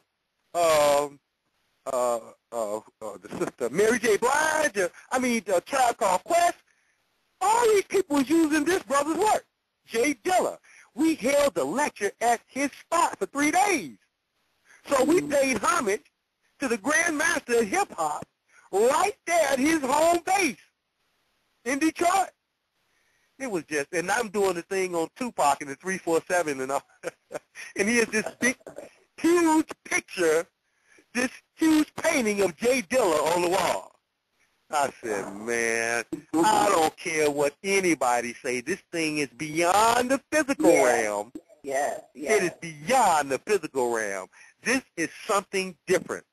And at the same time as I was there, this other brother who goes around the country, very popular brother, but not very well informed, he was there. Okay? And this brother wants to begin to take our plight to the United Nations. And I'm saying, see, this is why research is important. Because you don't want to go to the United Nations for anything. Nothing. That's right. They're the ones that Bill Gates and all these other folks are working through to neutralize and reduce the population on the planet. If you think I'm lying, go look at the history of UNESCO that you never hear, but it's perhaps one of the most dangerous institutions ever to come out the system of white supremacy. Okay? So that's why the research is important. And that's why in African tradition, the elders were older people because they had done so much, observed so much, studied so much over the course of time. And it's not that we don't groom these young brothers, but when you see that ego running rampant in people, man, if they didn't ran for you in 2014, I don't know what it is. You have to be willing to give more of yourself than even you have. Yeah. That's what I mean. You have to go to that level. Give more of you than what you got. When you think you didn't give enough, give some more. Because the feeling that you get from that cannot be duplicated. I'm talking about internally. And therein lies the major problem, the spiritual void that exists within the realm of African people today. It's all internal. And you can't fix it through government and grants. It does not work like that. It is a process that involves doing for self, knowledge of self, that builds the inner strength needed to deal with outside forces. So we go back, sister, and we look at the alchemical nature of our time in terms of the Kali Yuga. According to shamans, that alchemical nature is a new human construct, okay? Mm-hmm. How much time do we have left, sister? We have about 15 more minutes. What? And we have, serious? yes. Wow. And we have some people, and we have people on the line too. Okay, well, let's go and talk to some people on the line, because I was getting ready to go into the alchemy of time, the understanding the great year and the cycles of existence by Jay Widener, which on the cover of this article is a huge hypersphere or tessera. It's a blue cube, okay? A blue cube. I want everybody to pull up that article, because we're going to take some calls right now, and we'll pick up right here and start off tomorrow where we leave off. But, yeah, let's let some of the people chime in. Okay. So before I open the line, so when we hear the Philosopher's Stone, that's talking about the sperm, and when we hear the Holy Grail, that's talking about the vagina. That is correct. Okay, and then, also, if you put a pendulum over your chakras, the pendulum will start turning it in the counter, well, they call it the counter direction, but it's the real direction of the universe. Wow. Over your chakras. And then you will see that the energy gets more and more, and it will open up. The pendulum will go wider and wider as your chakras open. Unbelievable. Yeah. Again, sister, it's all by design. I think that much of the discussions that we are having is for a purpose probably you and I don't even know or understand at this point. Right. But again, I think that the number 14 is extremely relevant. Yes, it is. Okay, and alchemy is change, and that's what 14, that 5 is representing change too. Mm-hmm. Okay, so area code 248979, and I want everybody to know that we will be back tomorrow at 9 o'clock Eastern Standard Time and 8 o'clock Chicago time. Area code 248979, you have a question? Can you hear me? Yes, we can. Yes, hotel brother. Hey, hotel brother. How you doing, Sister Beverly? My name is Rich. I'm calling out of Detroit. Okay, Rich. And, how you say your name, brother? Robert X. Robert X? Yes. Mm-hmm. Okay. Are you familiar with Balad, Iraq? Who? Balad, Iraq? No. Balad, Iraq is the location of LSA Anaconda, where some of the American troops are, and I was stationed there from 2004 and 2005. Mm-hmm. And one thing, I was listening to your the presentation. Everything is on deck, because I'm just coming to steal everything you're saying. Balad, Iraq is where, in the book of Genesis, where the Tigris Euphrates meet, which that's in the Bible. Now, what it is, I was stationed there from 2004, 2005. And when I came into, like, the conscious and the spirit realm, that happened in 2007. What I discovered was my mother passed away 2 days after I left the deployment.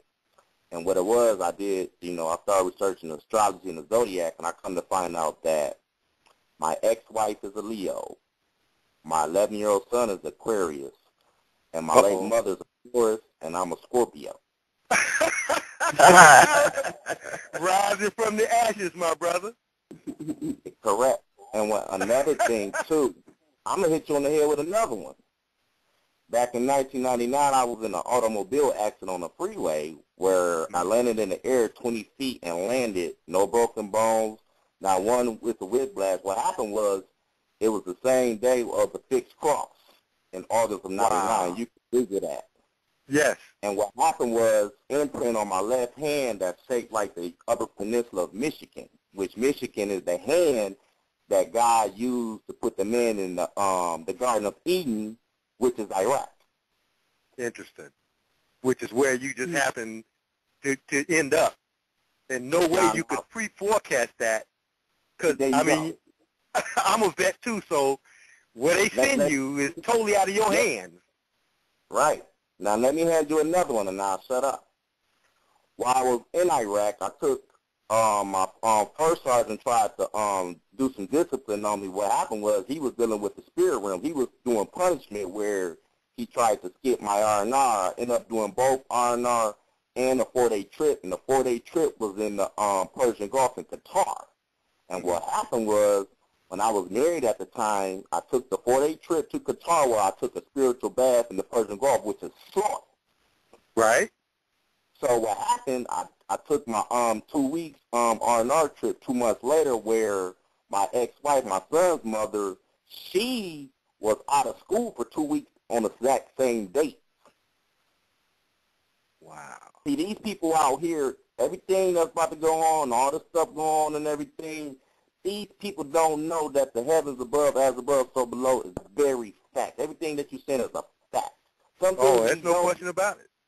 Yeah.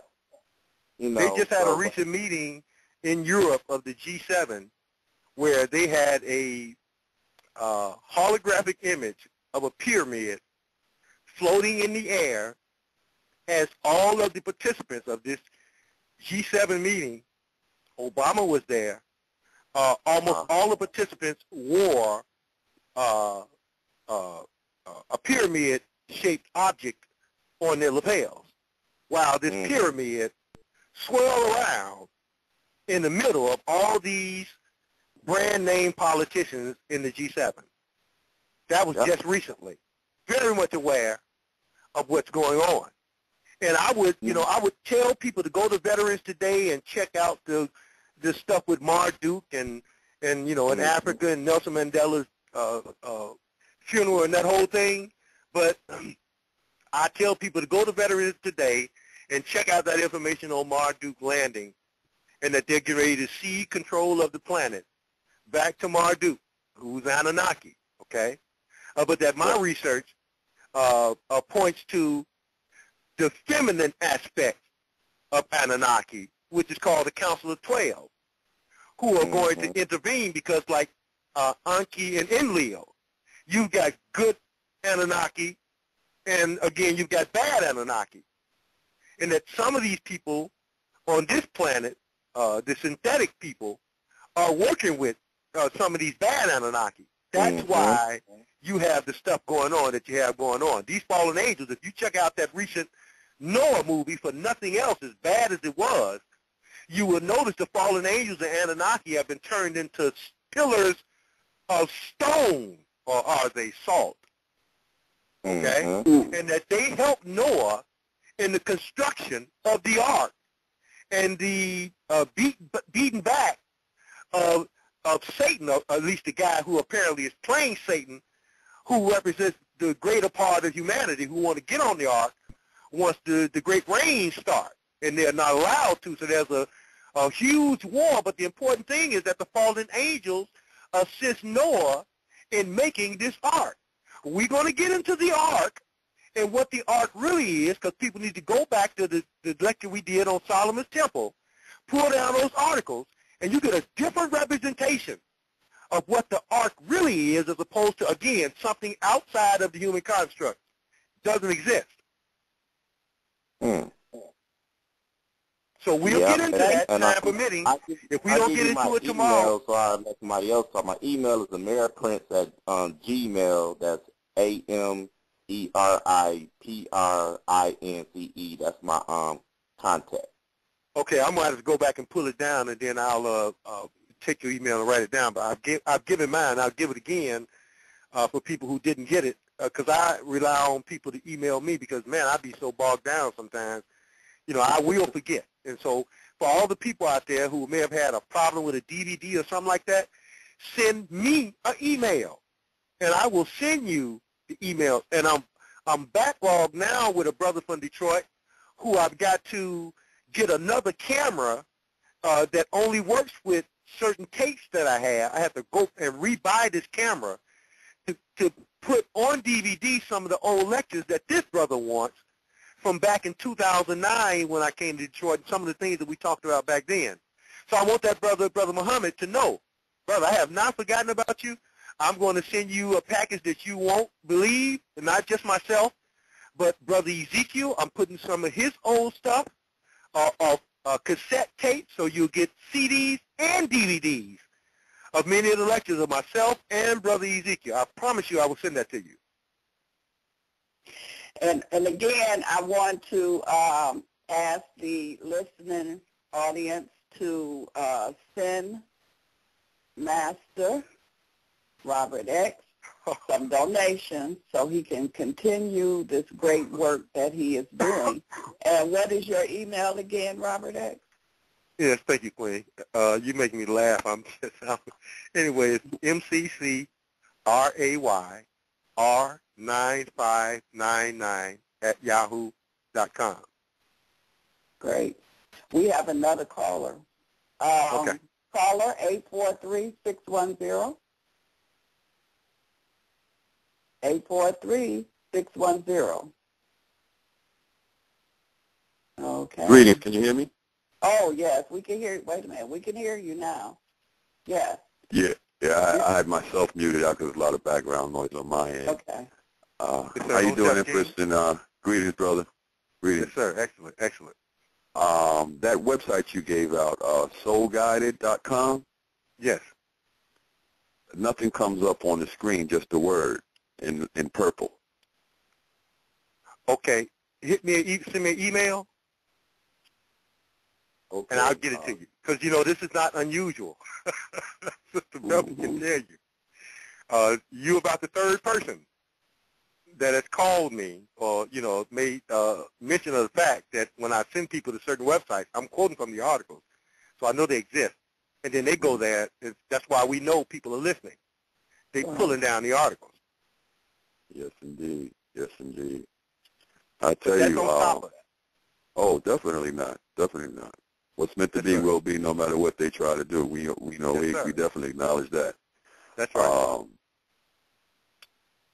The planets are lining up. The earth is shifting. Sister was putting on that the animals are leaving the Grand Canyon. Yes. And those, even though I made mention of this one of your lectures before about that underground in Missouri. Yes. I just lost my point. You talked about animals. Yeah.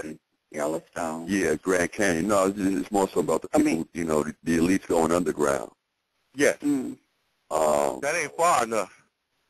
I know that's right. I know that's right, because that's what I wanted to hear, and I also wanted to hear your laughter, because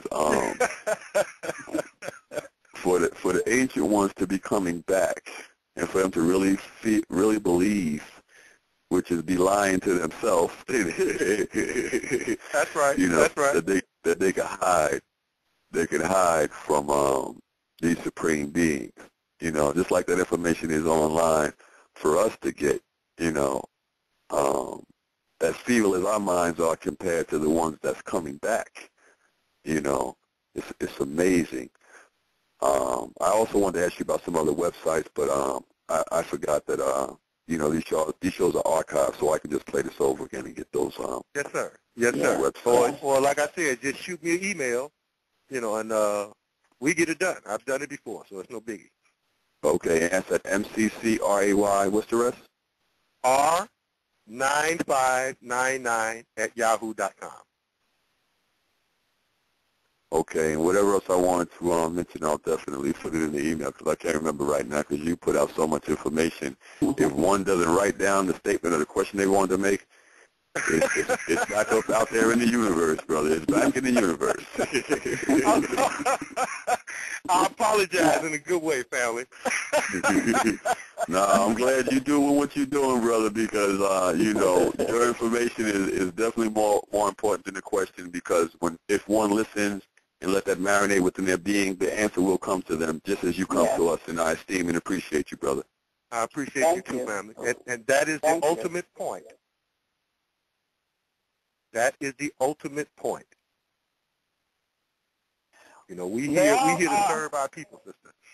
Yes, Go ahead. Yes, definitely. Well, we're not on the internet anymore. The people could hear us on the phone for the people that's on the phone. So we are at the end of the show and of the form, so we can pick it up tomorrow. Yeah, and you know something, sister? We will have to reschedule another two-day session because I see now with all the stuff I got. Yeah. I did 3 sessions on this of 4 hours each. And with all the conversation between me and my people, it didn't flow the way this one is flowing. I think that this is going to be mind-blowing when people see all this stuff that we're going to give to them. Well, we can do it if you are available next weekend, which that's the Easter. I mean, I don't know if you celebrate Easter, but I'm Passover, Queen. Okay, because I don't celebrate. Easter's been passing over me for a lot of years. So we can do it next weekend. We can do next Sunday and Monday. You know, I got a lecture next Saturday, but I'm coming back next Sunday and Monday, and we're going to deal with this next Sunday and Monday, too. That's all right. We just do what we got to do. Okay. Well, I want this to be I fresh. Appreciate it.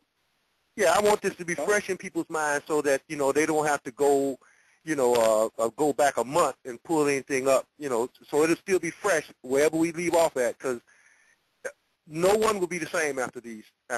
I'm just going to put it like that, because I'm not. I'm not either. I mean, like you say, the more you go deeper, the deeper it gets. Yes. But it's great. It's great. Okay, yeah, so I appreciate you, family. Tomorrow. Yes. We definitely appreciate you. Okay, thank you. Hotep, we love you. Thank you. Hotep, peace and love.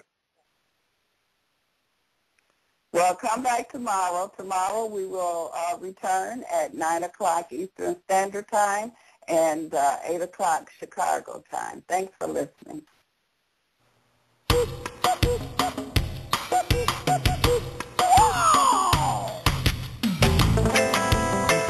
Roots music for the 21st century. Reality music. Word, sound and power of the Rastaman. From the island of Jamaica to Hawaii, internationally to the world. Reality, oh, reality, na-na, reality, oh yeah. Reality, na-na-na-na, reality, oh yeah. Reality, na-na, reality, oh yeah. Reality, na-na-na-na. You look all around you, what do you see? It's your brothers and sisters fighting to be free. But freedom ain't nowhere to be found. Freedom ain't nowhere on this ground. Oh, it is a reality. Oh Lord, it's a reality. Na-na, reality. Oh Lord, reality. La la la la. Because ever since the beginning of time, man been searching for freedom, oh yeah. But freedom ain't nowhere to be found. The freedom ain't nowhere in a Babylon. Oh Lord, this is a reality. Oh Lord, what's a reality? Na-na, it's a reality. Oh Lord, that's a reality. Na-na-na-na, reality. Oh Lord, reality. Na-na, it's a reality. Oh Lord, reality. La la la la la la la.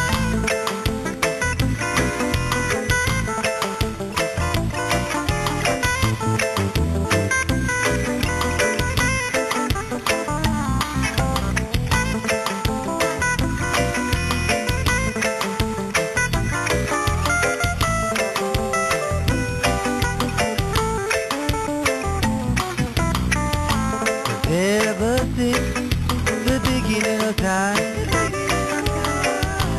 man been searching for his freedom, oh yeah. But freedom ain't nowhere to be found. The freedom ain't nowhere in a Babylon ground, no, no. That's the reality. To the chief musician, Oh Lord, it's a reality. Pancho Shannon, Na-na, reality. one of the songs Oh Lord, it's a of the great reality. King David. Na-na, reality. Save me, O Jah, Oh Lord, for the waters it's a that come reality. unto our night soul. La, la, And I it's a sink reality. deep in the mire Oh where there is no Lord, it's stand. a reality. I am come to deep waters where the floods overflow. I am. Oh Lord, Man is weary of his crying, and I throat is dry. I say while I wait.